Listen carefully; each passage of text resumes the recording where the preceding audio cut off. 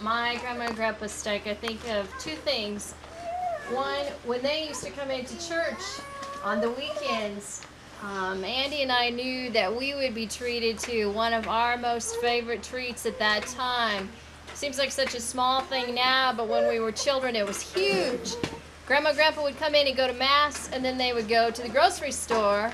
And after they would go to the grocery store, then they would come to our house to have lunch. And they would bring in a sack, and inside that sack was a box for Andy and a box for me. And it was a box of Pop-Tarts. Andy always got blueberry, and I always got strawberry. So when I think of Grandma and Grandpa together, I think of them bringing us Pop-Tarts, and it was huge. When I think of Grandpa by himself, I think of his hands. They too were huge. And I know that when he would put that hand on your shoulder or take your hand in his, you felt like the world was there to take care of you.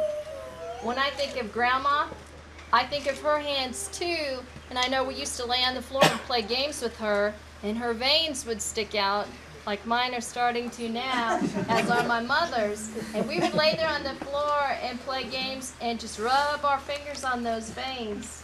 And that too was such a calming, almost like a toy to you.